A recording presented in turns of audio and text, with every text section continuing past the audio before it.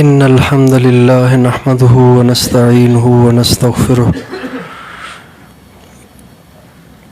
من يهده الله فلا مضل له ومن يضلل فلا هادي له وأشهد أن لا إله إلا الله وحده لا شريك له وأشهد أن سيدنا ونبينا وحبيبنا وشفيعنا وقرة أعيننا محمدا عبده ورسوله صلی اللہ تبارک و تعالی علیہ وعلی آلہ واصحابہ وازواجہ وذریتہ وبارک وسلم تسلیما کثیرا اما بعد فاعوذ باللہ من الشیطان الرجیم بسم اللہ الرحمن الرحیم وما آتاکم الرسول فخذوہ وما نہاکم عنہ فانتہوا وقال تعالی لقد كان لكم في رسول الله أسوة حسنة لمن كان يرجو الله واليوم الآخر وذكر الله كثيرا سبحان ربك رب العزة عما يصفون وسلام على المرسلين والحمد لله رب العالمين اللهم صل على سيدنا محمد وعلى آل سيدنا محمد وبارك وسلم۔ میرے محترم دوستوں اور بزرگوں، دین وہ ہے جو ہمیں حضور اکرم صلی اللہ علیہ وسلم کی طرف سے پہنچا ہے، اس کو دین کہتے ہیں۔ اور حضور اکرم صلی اللہ علیہ وسلم کی طرف سے ہمیں دو چیزیں پہنچی ہیں، ایک آپ کے اقوال اور اعمال، اور ایک آپ کی کیفیات۔ یہ دو چیزیں ہمیں اپنے نبی سے ملی ہیں۔ آپ کے اقوال اور آپ کے اعمال کا نام شریعت ہے، اور آپ کی کیفیات کا نام طریقت ہے، جس کو تصوف بھی کہتے ہیں، اس کو سلوک بھی کہتے ہیں۔ اگر کوئی اقوال اور اعمال کو تو اختیار کرے، کیفیات کو چھوڑ دے، تو اس کی زندگی میں بھی آدھا دین ہے، پورا نہیں ہے۔ اور اگر کوئی صرف کیفیات کا دعوے دار ہو اور اقوال کو بھی چھوڑ دے، اعمال کو بھی چھوڑ دے، تو وہ بھی زندیق ہے، گمراہ ہے۔ اس لیے نبی اکرم صلی اللہ علیہ وسلم کی اتباع تب کامل ہوگی جب اقوال اور اعمال کو بھی اختیار کیا جائے اور کیفیات کو بھی حاصل کرنے کی کوشش کی جائے۔ یہ ہمارے اکابر کا طر امتیاز ہے، یہ ان کی جامعیت ہے، یہ ان کا کمال ہے کہ ہمارے اکابر نے ان دونوں چیزوں کو جمع کیا۔ جامع شریعت و طریقت کہتے ہیں نا، رہبر شریعت پیر طریقت۔ ہمارے جو اکابر گزرے ہیں، حضرت امام ربانی مجدد الف ثانی رحمۃ اللہ علیہ، اور حضرت شاہ ولی اللہ رحمۃ اللہ علیہ، اور حضرت مولانا محمد قاسم صاحب، اور حضرت امام ربانی مولانا رشید احمد گنگوہی رحمۃ اللہ علیہما، اور شیخ الہند شیخ العالم حضرت مولانا محمود حسن صاحب دیوبندی، اور حکیم الامہ مجدد الملہ حضرت مولانا اشرف علی صاحب تھانوی، اور شیخ الاسلام حضرت مولانا سید حسین احمد المدنی، اور حضرت مولانا علامہ محمد انور شاہ صاحب کشمیری، اور حضرت مولانا محمد الیاس صاحب دہلوی، اور حضرت مولانا شاہ عبد القادر صاحب رائے پوری وغیرہ۔ یہ سب کے سب شریعت کے بھی عالم تھے، طریقت کے بھی عالم تھے۔ یہ سب کے سب جامع شریعت بھی تھے، جامع شریعت اور طریقت کے تھے۔ اور اسی وجہ سے اللہ تعالیٰ نے ان کو ایسی قبولیت سے نوازا کہ جس قبولیت کی تاریخ میں مثالیں بہت تھوڑی ملتی ہیں۔ حضرت مولانا قاسم صاحب کے فیض کو اللہ تعالیٰ نے کہاں کہاں پہنچایا۔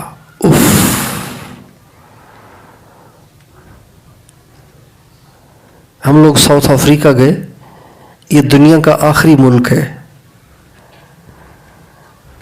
تو وہاں بھی یہی مدرسے جو آپ پڑھ رہے ہیں نا، قدوری، کافیہ، شرح جامی، کنز الدقائق،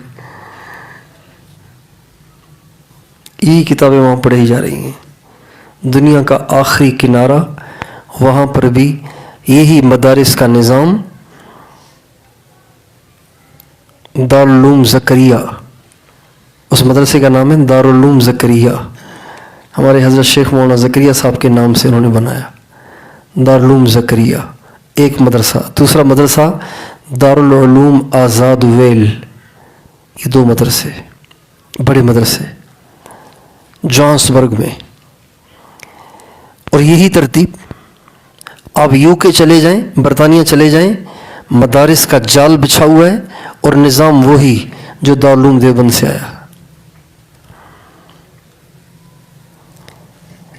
دنیا میں پتہ نہیں کہاں کہاں مولانا قاسم صاحب کے فیض کو اللہ تعالیٰ نے پہنچایا۔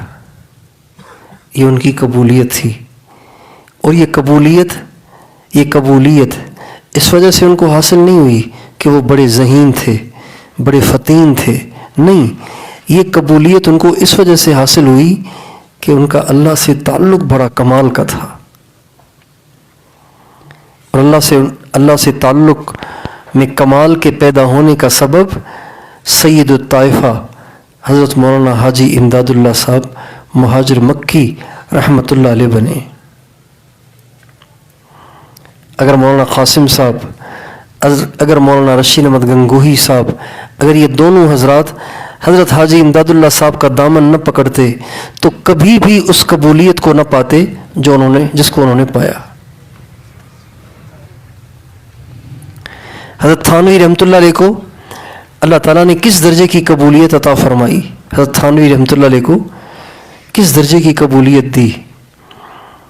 وہ فرماتے ہیں کہ یہ سب فیض ہے حضرت حاجی امداد اللہ صاحب کا، وہ خود فرماتے ہیں، حضرت تھانوی فرماتے ہیں یہ سب فیض ہے حضرت تھانوی کا، حضرت حاجی امداد اللہ صاحب کا۔ اور ہمارے حضرت مولانا محمد الیاس صاحب رحمۃ اللہ علیہ فرماتے تھے یہ سب فیض ہے میرے شیخ مولانا خلیل احمد سہارنپوری کا۔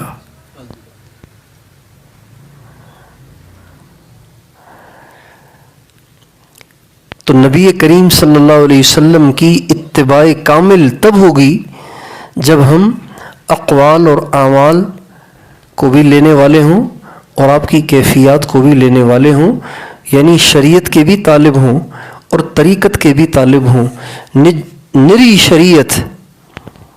شریعت انسان کو رذائل میں مبتلا کر دے گی، تکبر آ جائے گا، غرور آ جائے گا، عجب آ جائے گا، خود پسندی آ جائے گی، تحاسد شروع ہو جائے گا، تباغض شروع ہو جائے گا۔ جہاں جہاں علماء کثرت سے ہیں اور انہوں نے طریقت کے راستے کو اختیار نہیں کیا، وہاں بڑے مسائل ہیں، وہاں تحاسد ہے، تباغض ہے، تقابل ہے، لڑائیاں ہیں، ایک آگے بڑھتا ہے، چار اس کی ٹانگیں کھینچتے ہیں۔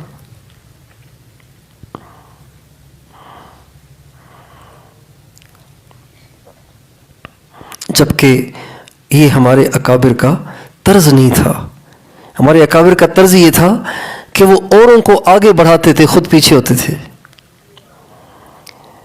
حضرت میاں جی نور محمد صاحب جھنجھاوی رحمۃ اللہ علیہ،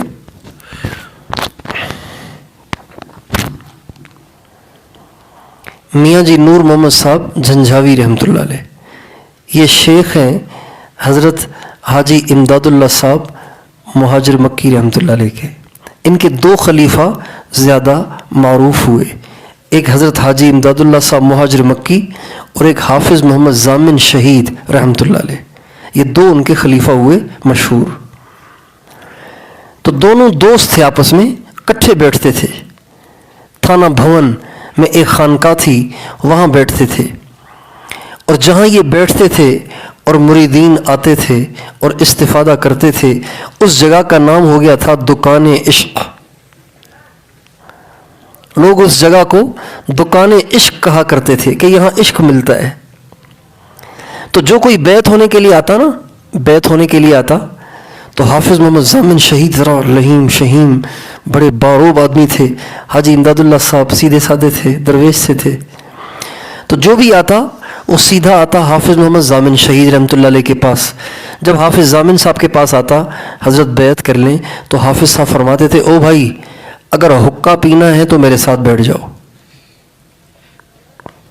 کیا پینا ہے؟ حقہ پینا ہے تو میرے ساتھ بیٹھ جاؤ، اللہ چاہیے تو بھائی کے پاس چلے جاؤ۔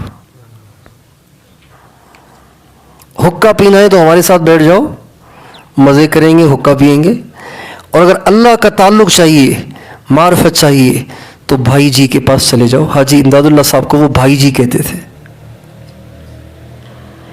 یہ ہمارے اکابر کا طرز تھا کہ وہ اوروں کو آگے بڑھاتے تھے، اپنے آپ کو پیچھے کرتے تھے۔ یہی شریعت کے ثمرات، یہی طریقت کے ثمرات ہیں۔ جب انسان طریقت میں قدم رکھتا ہے، طریقت کی محنت کرتا ہے، اللہ سے تعلق بناتا ہے، اپنے نفس کا تزکیہ کرتا ہے، اپنے باطن کی اصلاح کر دیتا ہے، تو وہ خوبیوں کا مجموعہ بن جاتا ہے، وہ گلدستہ بن جاتا ہے۔ وہ اپنے آپ کو اوروں سے حقیر سمجھنے لگ جاتا ہے، اوروں کو اپنے سے اچھا سمجھنے لگ جاتا ہے۔ ہم ساؤتھ افریقہ گئے تو وہاں پہ ہماری ملاقات ہوئی ایک بزرگ سے، حضرت مولانا بایزید شہید رحمۃ اللہ علیہ۔ وہ حضرت مدنی رحمۃ اللہ علیہ کے خادم خاص بھی تھے، حضرت مدنی کے انتہائی چہیتے شاگرد بھی تھے، اور ان کے خلیفہ بھی تھے۔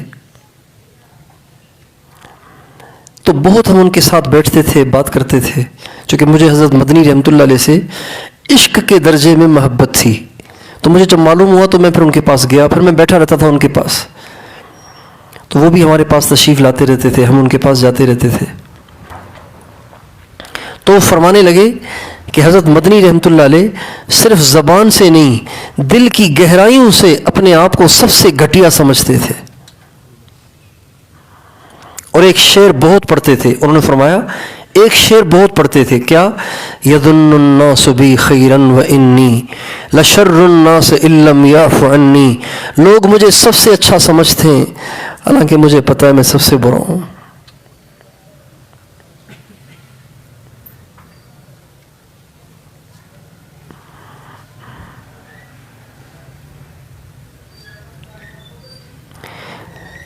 سید الطائفہ حضرت مولانا حاجی امداد اللہ صاحب مہاجر مکی رحمۃ اللہ علیہ کا معمول تھا کہ تہجد کے وقت میں تنہائی میں بیٹھ کے بہت روتے تھے اور ایک شعر پڑھتے تھے، روزانہ کا معمول تھا ان کا یہ، اے خدا این بندارا رسوا مکن گر بدم ہم سر من پیدا مکن۔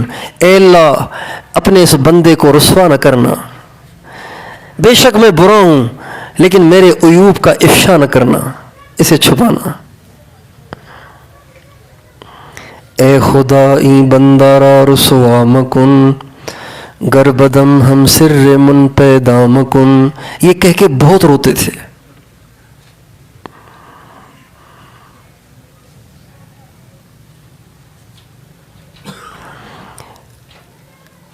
حضرت حکیم الامہ تھانوی رحمۃ اللہ علیہ فرماتے ہیں کہ میں قسم کھا کے کہتا ہوں کہ میں نے اپنے آپ کو کبھی کسی فرنگی کافر سے بھی بہتر نہیں سمجھا۔ ہم تو اپنے ساتھ والے علماء سے اپنے آپ کو بڑا سمجھتے ہیں، اپنے سے سینئر علماء کو بھی بڑا سمجھتے ہیں، کہتے ہیں میں نے کبھی اپنے آپ کو فرنگی کافر سے بھی اچھا نہیں سمجھا، کسی دنیا کے کسی مسلمان کو میں نے اپنے سے گھٹیا نہیں سمجھا۔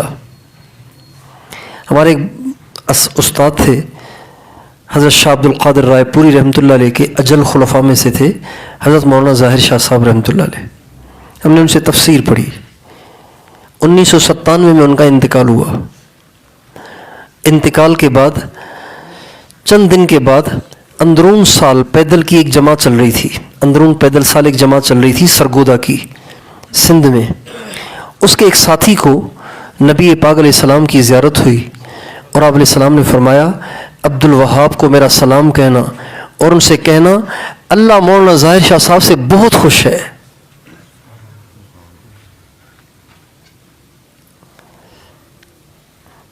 یہ بات ہوئی۔ پھر ان کے بیٹے کو، مولانا ظاہر شاہ صاحب کے بیٹے کو خود مولانا کی زیارت ہوئی، ایک بہت بلند و بالا مقام دیکھا ان کا، تو پوچھا ابا جی آپ کو اللہ نے اتنا اونچا مقام کیسے دیا؟ فرمایا بیٹا میں نے ساری زندگی کبھی کسی مسلمان کو اپنے سے حقیر نہیں سمجھا، ساری زندگی۔ یہ فائدہ ہے شریعت اور طریقت کو جمع کرنے کا کہ انسان عجیب ہو جاتا ہے، عجیب ہو جاتا ہے، فرشتہ بن جاتا ہے۔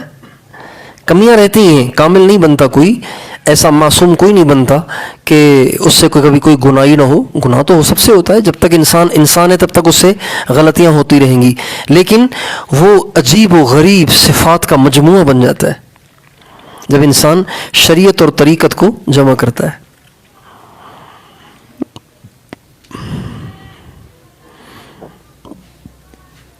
حضرت مدنی رحمۃ اللہ علیہ ایک دفعہ ٹرین میں سفر کر رہے تھے،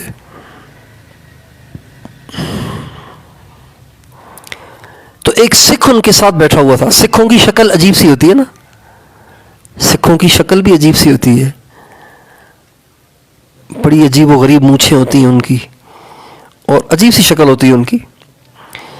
سکھ ان کے ساتھ سفر کر رہا تھا اسی کمپارٹمنٹ میں جس میں حضرت مدنی تھے، تو اچانک بیٹھے ہوئے تھے تو اس کو باتھ روم جانے کا تقاضا ہوا، واش روم جانے کا، بیت الخلا جانے کا تقاضا ہوا، تو وہ ایک دم اٹھ کے گیا لیکن واپس آ گیا، یعنی ایسے محسوس ہوا کہ یہ فارغ نہیں ہوا، بس یہ گیا ہے اور واپس آ گیا ہے۔ اب اس کو پیٹ میں تکلیف بھی ہو رہی ہے، تو حضرت مدنی سمجھ گئے کہ یہ فارغ نہیں ہوا۔ حضرت مدنی اٹھے اور جا کے دیکھا کہ دیکھوں تو صحیح کیوں نہیں فارغ ہوا، کیا مسئلہ ہے وہاں پہ؟ بیت الخلا کا دروازہ نہیں ہے، کوئی اور مسئلہ ہے، کیا مسئلہ ہے؟ جب وہاں گئے تو دیکھا کہ سارا بیت الخلا پاخانے سے بھرا ہوا تھا۔ شیخ الاسلام قطب الاقطاب حضرت مولانا سید حسین احمد مدنی رحمۃ اللہ علیہ کون تھے وہ میں بعد میں عرض کرتا ہوں۔ اپنے ہاتھوں سے ٹرین کے اس بیت الخلا کو صاف کیا اور دھو کر صاف کر کے جا کے اس سکھ سے کہا بابو جی آپ بیت الخلا گئے کیوں نہیں؟ کہا وہ گندا ہو رہا ہے۔ تو کہا نہیں گندا تو نہیں ہو رہا، آپ جا کے دیکھیں گندا کہاں ہو رہا ہے، میں ابھی دیکھ کے آیا ہوں گندا نہیں ہو رہا۔ جب وہ سکھ دوبارہ گیا تو بیت الخلا بالکل صاف تھا۔ سکھوں کے لیے پاخانہ اٹھایا حضرت مدنی نے، اور حضرت مدنی کون تھے؟ حضرت مولانا امام الاولیاء مولانا احمد علی لاہوری رحمۃ اللہ علیہ، ان کے بیٹے تھے مولانا عبید اللہ انور رحمۃ اللہ علیہ، ان کے جانشین بھی تھے۔ یہ دارالعلوم دیوبند میں پڑھتے تھے، حضرت مدنی کے شاگرد تھے۔ جب چھٹیاں پوری کر کے واپس مدرسے جانے لگے تو حضرت لاہوری رحمۃ اللہ علیہ نے اپنے بیٹے کو اپنی داڑھی کے بال دیے، کنگھی کرنے سے بال جھڑتے ہیں نا تو وہ بال جمع کرتے، تو وہ بال انہوں نے اپنے بیٹے مولانا عبید اللہ انور کو دیے اور کہا بیٹا حضرت مدنی کی جوتی کہیں پڑی ہو نا تو موقع پا کے میرے ان بالوں کو حضرت مدنی کی جوتی میں موچی سے سلوا لینا، ان بالوں کو حضرت مدنی کی جوتی میں سلوا لینا، شاید اللہ میری اس برکت سے بخشش کر دے۔ حضرت لاہوری کی داڑھی کے بال حضرت مدنی کی جوتی میں، اس سے اندازہ لگائیے کہ حضرت مدنی کون تھے۔ اور سکھ کے لیے بیت الخلا صاف کر رہے، اپنے ہاتھ سے پاخانہ اٹھا رہے ہیں۔ یہ صفات آج کہاں گم ہو گئی ہیں؟ کیوں انقا ہو گئی ہیں؟ کہاں غائب ہو گئی ہیں؟ کہاں چلی گئی ہیں؟ اس سے کیوں محرومی ہو گئی ہے؟ اس لیے کہ آج کے اہل دین نے شریعت کو لے لیا ہے، طریقت کو چھوڑ دیا ہے، اس لیے ادھورے دین پہ چل رہے ہیں، اس لیے صفات پیدا نہیں ہو رہی۔ اس لیے بھائیوں، شریعت اور طریقت کا جمع کرنا یہی کامل دین ہے، یہی کامل اتباع رسول ہے، اور ان میں سے کسی ایک کو چھوڑنا یہ نقصان کا باعث ہے۔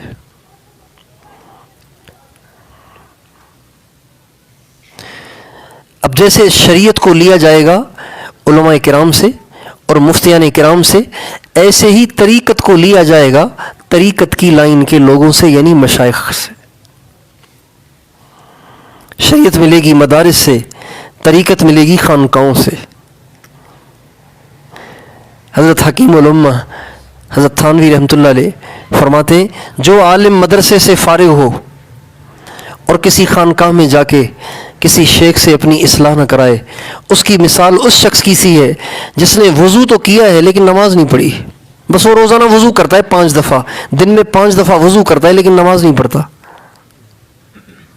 تو بھائی جو دن میں 5 دفعہ وضو کرے، نماز نہ پڑھے، تو وہ جہنم سے بچ جائے گا۔ حضرت تھانوی فرماتے ہیں، اور کہاں فرماتے ہیں؟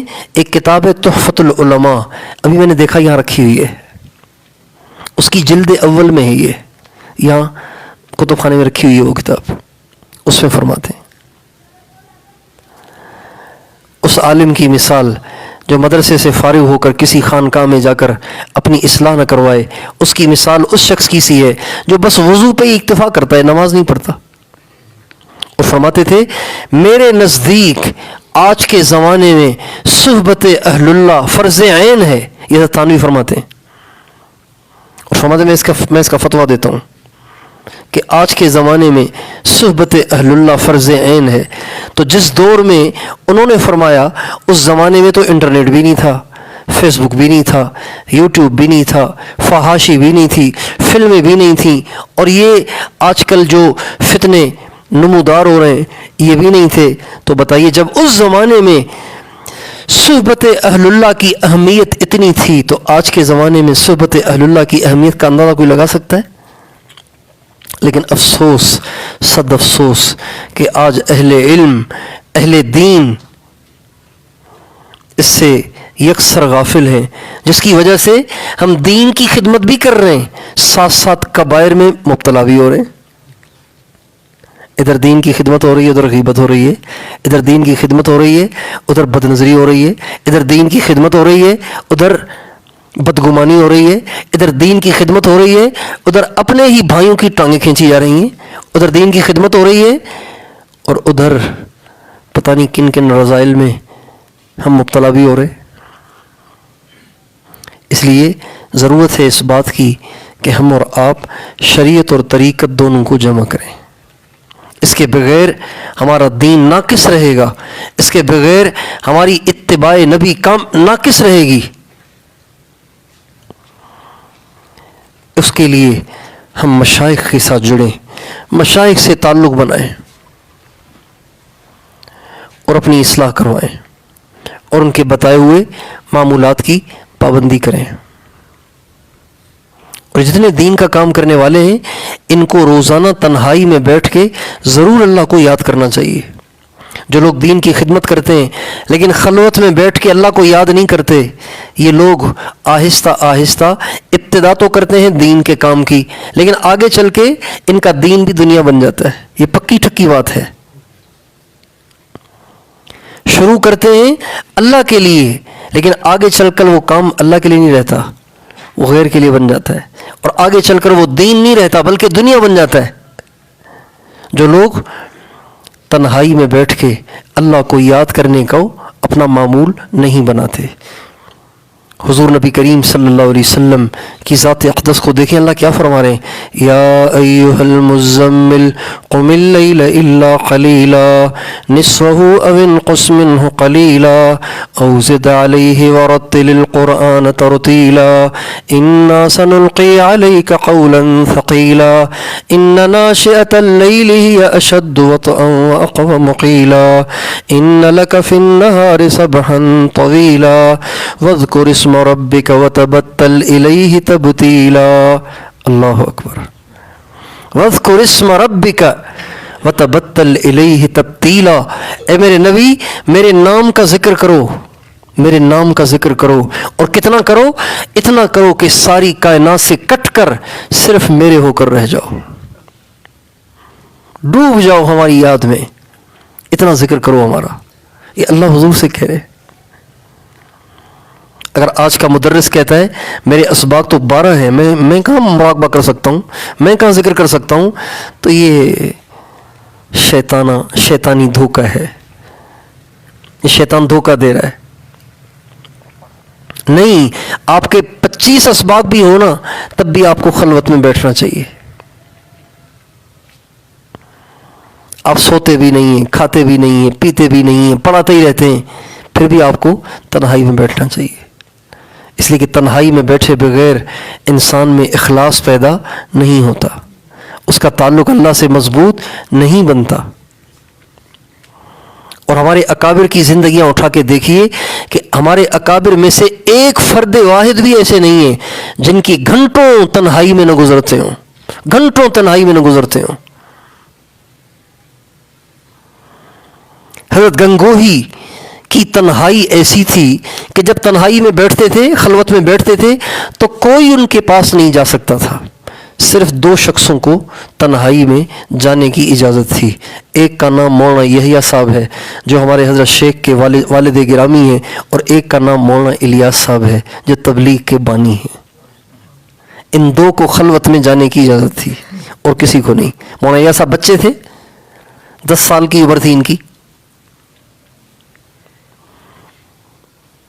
10-12 साल की उम्र थी, इनको खलवत में जाने की इजाज़त थी और किसी को नहीं। हज़रत गंगोही फरमाते थे, इलियास तन्हाई में मेरे पास आ जाए तो मेरी खलवत पे फ़र्क नहीं पड़ता।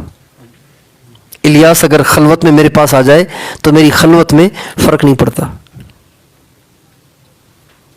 इंसानों के क़ुलूब की कैफियत का असर पड़ता है।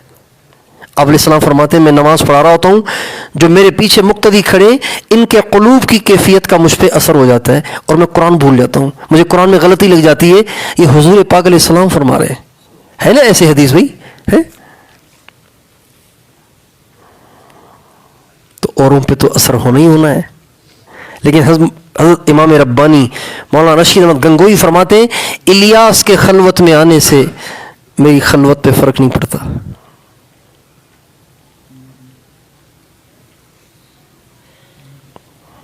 हमारे सारे अकाबिर लंबा लंबा खलवत में बैठते थे, कसरत से अल्लाह का जिक्र करते थे, अपने नफ्स का तज़किया करते थे, अपने बातिन की इस्लाह करते थे, अल्लाह के ताल्लुक़ के प्यासे रहते थे, तालिब रहते थे।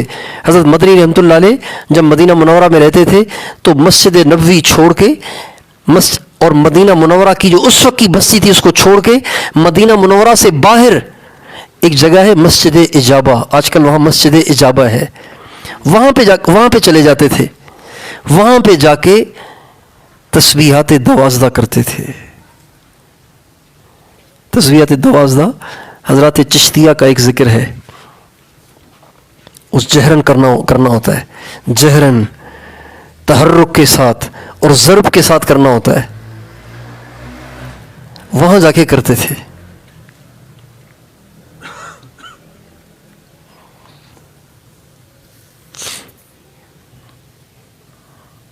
हज़रत मौलाना इलियास साहब रहमतुल्लाह अलैह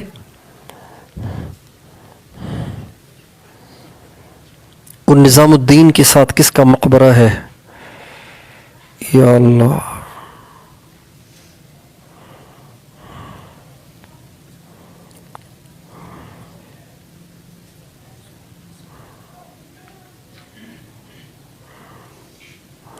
ज़हन में नहीं आ रहा।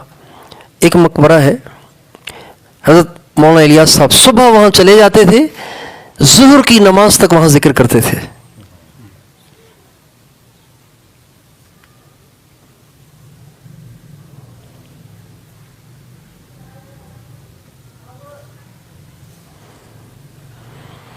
अल्लाह, आज उलमा अहले इल्म अहले दीन आज इससे बड़े गाफिल हैं। आज हम खलवत में नहीं बैठते, आज हम تنہائی کے آنسوؤں سے نا آشنا ہیں، آج ہم سجدے کے سرور سے نا آشنا ہیں، آج ہم تلاوت کی حلاوت سے نا آشنا ہیں۔ امام اعظم ابو حنیفہ رحمۃ اللہ علیہ تہجد میں پڑھ رہے ہیں وَامْتَازُوا الْيَوْمَ أَيُّهَا الْمُجْرِمُونَ، اس کو دہراتے دہراتے دہراتے دہراتے فجر کی اذان ہو گئی۔ کیا مجھے 10 سال میں نے درس نظامی پڑھا ہے، کیا مجھے ایک رات بھی ایسی نصیب ہوئی ہے کہ جس میں نے ایک آیت کو دہرا دہرا کے رات رو رو کے گزار دی ہو؟ یہ میں اپنے آپ سے پوچھوں۔ اللہ تعالیٰ فرماتے ہیں وَالَّذِينَ يَبِيتُونَ لِرَبِّهِمْ سُجَّدًا وَقِيَامًا، عباد الرحمن وہ ہیں جن کی راتیں سجدے میں اور جن کی راتیں قیام میں گزرتی ہیں۔ تو کبھی کوئی رات مجھے ایسی نصیب ہوئی کہ میں عباد الرحمن کا مصداق بن جاؤں؟ اور یہ چیزیں طریقت کے بغیر حاصل نہیں ہوتی، یہ طریقت سے ہی چیزیں آتی ہیں۔ اس لیے اللہ تعالیٰ مجھے اور آپ کو توفیق دے۔ یہ طریقت کی اہمیت ہے کہ اس کے بغیر دین ناقص ہے، اس کے بغیر دین ادھورا ہے۔ تو اس لیے میں بھی آپ بھی نیت کریں انشاءاللہ، ایک تو ہم خلوت میں پابندی سے اللہ کو یاد کیا کریں گے، خلوت میں ساری دنیا سے کٹ کے یکسوئی کے ساتھ بیٹھ کے اللہ کو یاد کیا کریں روزانہ۔ دیکھیں نا، ایک خاوند ہے، ایک بیوی ہے، ان کا آپس میں ایک خاص تعلق ہے۔ اگر خاوند بیوی صرف بچوں کے ساتھ سامنے ہی سلام دعا کر لیتے ہوں، الگ سے بیٹھ کے ایک دوسرے کو دل کی بات نہ سناتے ہوں، تو ایک دوسرے سے شکایت پیدا ہوگی کہ نہیں ہوگی؟ بیوی کہے گی تو بچوں کے سامنے بیٹھ کے میرے ساتھ باتیں کرتا ہے، آخر کچھ باتیں ایسی بھی تو ہیں نا جو میں تم سے الگ سے کرنا چاہتی ہوں، وہ بھی تو سنو نا میری، بچوں کے سامنے میں تمہیں کیا کیا سناؤں؟ تو جب تعلق گہرا ہو تو خلوت کا تقاضا پیدا ہوتا ہے، تعلق گہرا ہو تو خلوت کا تقاضا پیدا ہوتا ہے۔ ہم جو اپنے شیخ سے ملتے ہیں نا، اپنے شیخ سے ملتے ہیں تو دل چاہتا ہے کہ جتنے بیٹھے ہوں یہ سارے چلے جائیں تاکہ میں حضرت سے بیٹھوں، تاکہ میں حضرت سے بات کروں اور اپنے دل کی بات سنوں، ان سے رہنمائی حاصل کروں۔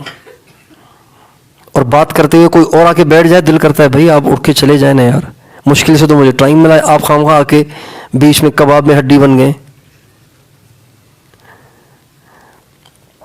تو اسی طرح اللہ بھی چاہتا ہے میرا بندہ میرے ساتھ خلوت میں بیٹھے، اس طرح بیٹھے کہ بس میرا ہی رہے، میرے سوا کسی کا نہ رہے۔ اس لیے ہمیں روزانہ خلوت کے لیے ٹائم نکالنا چاہیے، اہل اللہ کی صحبت میں رہ کر طریقت کو سیکھنا چاہیے، اپنے نفس کا تزکیہ کرنا چاہیے، اور شریعت اور طریقت دونوں کا ہمیں جامع بننا چاہیے۔ کوشش فرمائیں گے انشاءاللہ، اللہ تعالی ہم سب کو توفیق عطا فرمائے۔ درود شریف پڑھ لیجئے۔ لا الہ الا انت سبحانک انی کنت من الظالمین، اللہم صلی علی سیدنا محمد وعلی آل سیدنا محمد وبارک وسلم۔ اے اللہ، ہم تیرے عاجز مسکین بندے ہیں، ساری زندگی گناہوں میں گزاری ہے۔ اے اللہ ہماری ساری زندگی گناہوں سے بھری پڑی ہے۔ اے اللہ اب ہم گناہوں سے تنگ آ کر، اے اللہ گناہوں سے بیزار آ کر آج تیرے دروازے پہ آئے ہیں۔ اے اللہ اپنے گناہوں کی آپ سے معافی چاہتے ہیں، ہم سب کے سارے گناہوں کو معاف فرما۔ اے اللہ جو جان کے کیے وہ بھی معاف فرما، جو بھول کے کیے وہ بھی معاف فرما، ہمارے کبائر بھی معاف فرما، ہمارے صغائر بھی معاف فرما، جو چھپ کے کیے وہ بھی معاف فرما، جو اوروں کے سامنے کیے وہ بھی معاف فرما۔ اے اللہ ہماری کم قسمتی کہ ہم گناہ کر کر کے اپنے بالوں کو سفید کر بیٹھے اور اپنے دل کو سیاہ کر بیٹھے۔ اے اللہ ہماری توبہ کو قبول فرما۔ اے اللہ ہماری خطاؤں سے درگزر فرما، ہماری نگاہوں کو پاک فرما۔ اے اللہ ہمارے دلوں کو صاف فرما، ہمارے سینے کو اپنی محبت اور معرفت سے لبریز فرما۔ اے اللہ ہمیں حرام بولنے سے بچا، حرام دیکھنے سے بچا، حرام سننے سے بچا، حرام کرنے سے بچا، حرام کھانے اور پینے سے بچا۔ اے اللہ ہمیں گناہوں سے محفوظ فرما، تقوی والی زندگی عطا فرما۔ اے اللہ ہماری نیت تو تقوی پہ چلنے کی ہے، لیکن شیطان بدبخت ہمیں تقوی والے راستے پہ چلنے نہیں دیتا۔ اے اللہ ہم ایک قدم آگے بڑھاتے ہیں وہ ہمیں دھکا دے کے 2 قدم مزید پیچھے کر دیتا ہے۔